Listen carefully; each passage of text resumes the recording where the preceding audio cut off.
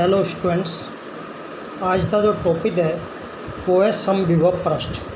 सम मतलब समान, विभव मतलब जिसका विभव समान हो, अर्थात वैद्युत क्षेत्र में वो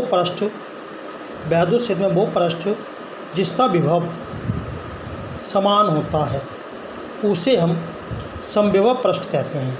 जैसे कि यहाँ डेफिनेशन दे रहे हैं, वैद्युत क्षेत्र में वह पृष्ठ जिस पर सभी बिंदुओं के वैद्युत विभव समान हो उसे समविभव पृष्ठ कहते हैं। अद्वितीय चूंकि विभव समान है, ऐसी स्थिति में यदि उनका अंतर निकाला जाए तो उनका जो अंतर आएगा वो जीरो आएगा। तो हम कह सकते हैं समविभव पृष्ठ में दो बिंदुओं का जो विभवांतर होता है वो जीरो होता है। चूँकि विभवांतर जीरो है तो आपको पता है जो W होता है, कार्य जो होता है वो होता है आवेश गुणा विभवांतर थे। इस तरह यदि विभवांतर जीरो है तो W भी जीरो होगा, इसलिए कहा जा रहा है। इसलिए समविभव पृष्ठ में किसी भी आवेश को एक बिंदु से दूसरे बिंदु तक ले जाने में कार्य का मान हमेशा जीरो होता है। अब चूँकि W जीरो है तो हम जानते हैं W बराबर होता है FD cos थीटा। W जब भी जीरो हो सकता है जब थीटा का मान 90 अंश हो।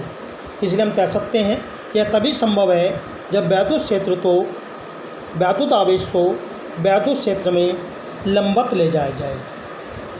दूसरे शब्दों में कह सकते हैं कि समविभव पृष्ठ में प्रत्येक बिंदु पर जो वैद्युत बल रेखाएं होती हैं वो पृष्ठ के लंबवत होती हैं। अर्थात यहाँ महत्वपूर्ण बात ये है कि समविभव पृष्ठ में बिंदुओं के विभव समान है। विभव समान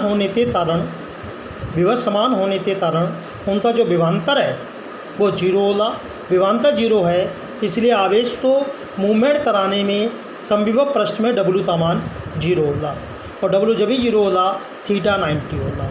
अर्थात समविभव पृष्ठ के प्रत्येक बिंदु पर वैद्युत बल रेखाएं पृष्ठ के लंबवत होती हैं।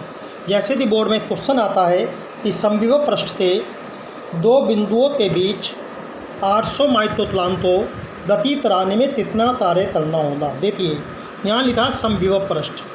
जैसे कि ऊपर बताया, समविभव पृष्ठ में गति कराने में जो W तो वर्ग जीरो होता है, इसलिए जो समविभव पृष्ठ में किया जाता है होला वो जीरो होला। अब दूसरा सवाल पूछता है कि दो समविभव पृष्ठ एक दूसरे को क्यों नहीं काट सकते। देखिए समविभव पृष्ठ पर जो तटान बिंदु होला, समविभव पृष्ठ में ये दो बिंदु होंगे तो तटान बिंदु पर वैद्युत क्षेत्र की दो दिशाएं बन जाएंगी जो संभव नहीं है। ये हमने बोला है यदि दो समविभव पृष्ठ एक दूसरे को काटते हैं तो तटान बिंदु पर वैद्युत क्षेत्र की दो दिशाएं होंगी जो संभव नहीं है। तो यदि वैद्युत क्षेत्र केवल एक ही दिशा होती है